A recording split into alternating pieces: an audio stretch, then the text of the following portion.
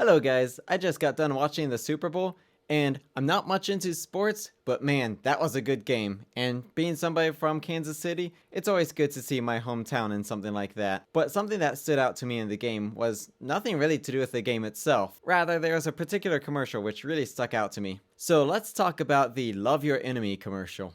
At one point in the Super Bowl, during one of the commercial breaks, there was a particular commercial.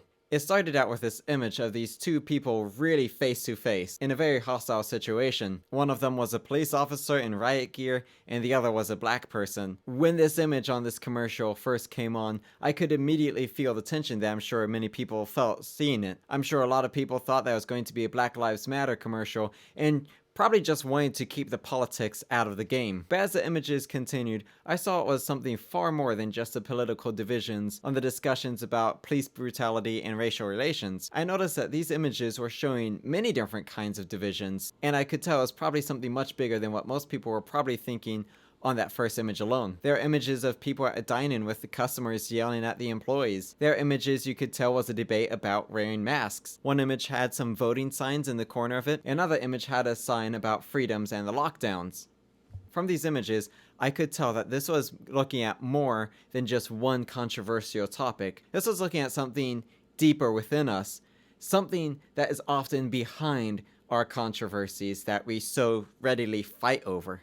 Near the end of the video, the images started speeding up, almost as though it was starting to bombard the audience more and more with more and more controversies and agendas and stuff like that, as to overwhelm the senses of what's going on, and then all of a sudden, it just cuts to black.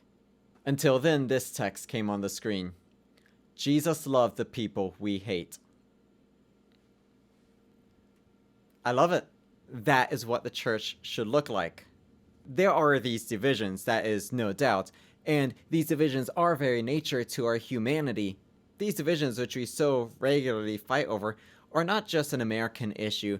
They're not just a capitalism issue or a our society issue. They're not problems of political opinions or racial divisions. They're something far deeper. They're the problems with the humanity deep inside of us, mainly rooted in our insecurities. Let's read what James has to say about it. What is the source of the quarrels and conflicts among you? Is not the source your pleasures that rage war in your members? You lust and do not have, so you commit murder. And you are envious and cannot obtain, so you fight and quarrel. Our world is populated with billions of individual conscious agents, all living individual lives, all trying to pursue hopes, dreams, and aspirations, all living with fears, with billions of individual agents with different lives, different backgrounds, different thought processes, each of them developing their own worldview, their own understanding of how the world does work and should work, and how we get the world from where it is to how it should be. We are bound and determined to run into conflict. What one person wants is going to be antithetical to what another person wants. And since we are all so trapped in our own experiences, and in our own perspective, and in our own worldview, and in our own upbringing, and because we cannot experience the world through the eyes of another person, we think therefore that our ideas, our perspectives, are the ultimate ideas and are the ultimate perspective. So when we want something and we judge it to be right, and somebody else wants something else that is in conflict with what we want, what do we do with this?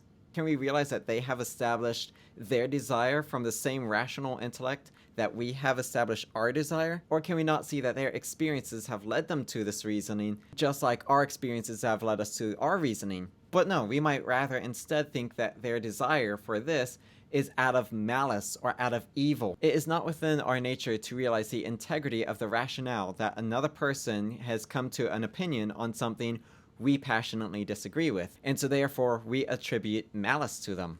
And as we pursue what we want, and they pursue what they want, and these two things are at odds with each other, they cannot both be so, it leads us into conflict, and even hatred.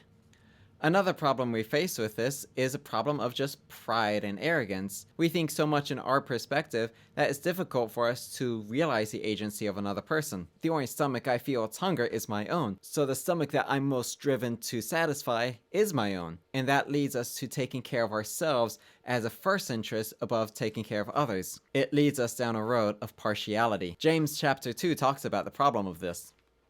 If a man comes into your assembly with a gold ring and dressed in fine clothes, and there also comes a poor man in dirty clothes, and you pay special attention to the one who is wearing the fine clothes, have you not made distinctions among yourself and become judges with evil motives? Now, Paul in Romans 2 makes a different argument.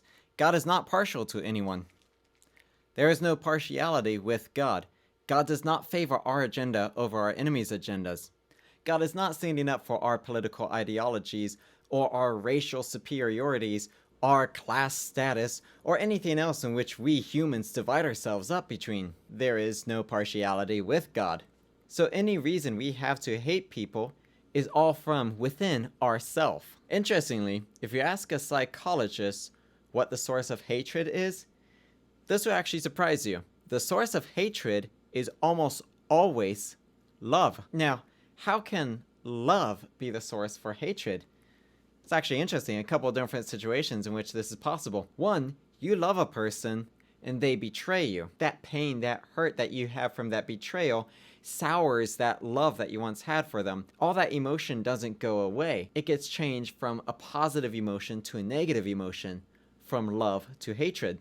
Another way love leads to hatred is we love something and then something else comes along which we see as a threat to that thing which we love. Then our reaction is to hate this so that it cannot destroy what we love. In a very similar vein, we love somebody and so we trust their opinion on something and they express negative emotions on something. Therefore, we see that thing as the cause of harm of something that we love. And so because somebody we love hates something, we might be prone to hate it also. So in all three cases, the source of hatred is love.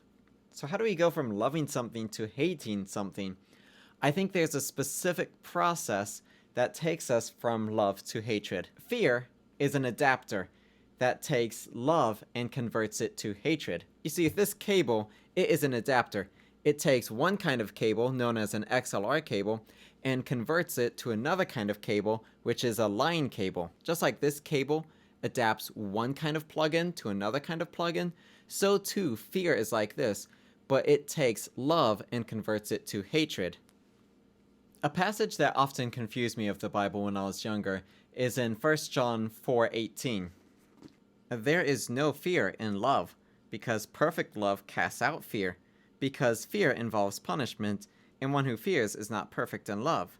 For the longest time, I wrestled with this concept. How is it that perfected love drives out fear? Or how is it that fear so terribly taints love? Is really fear sufficient to do that? As I get older, I start to understand this passage more and more. Fear tells us that this thing is going to come in and destroy this thing, and so therefore we latch onto this and we hate this thing. Now we might think that that shows our true love for this thing, but it really just shows our bias, our blinded love for this thing. Because if that thing that we love is a person or a group of people, and the thing that we fear is a threat to that which we love is another group of people, then realize how we've not established a love for people, we've established a love for these people.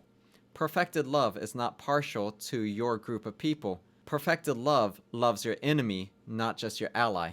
Jesus said in his famous Sermon of the Mount in Matthew 5, verse 43, "You have heard it said, 'You shall love your neighbor and hate your enemy.'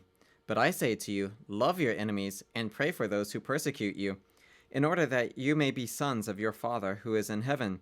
For he causes the sun to rise on the evil and the good, and sends rain on the righteous and the unrighteous. For if you love those who love you, what reward have you? Do not even the tax gatherers do the same? And if you greet your brothers only, what do you do more than the others? Do not even the Gentiles do the same? Therefore, you are to be perfect, as your heavenly Father is perfect." Perfect in love, not in retribution, as he talks about previously. "You have heard it said, 'An eye for an eye and a tooth for a tooth.' But I say to you, do not resist him who is evil.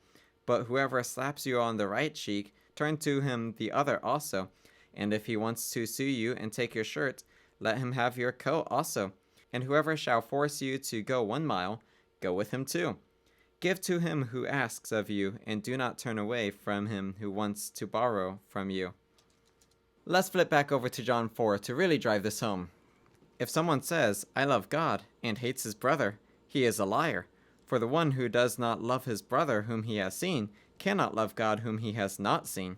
And this commandment we have from him, that one who loves God should love his brother also.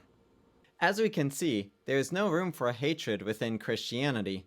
God is love and calls us to love not just our neighbor, but our enemy also. I'm thankful for the people who made this video and for those who funded it to have it be played to the entire world during the most watched game in the entire world. And I hope this message really impacts our society. Thanks for watching, guys, and God bless.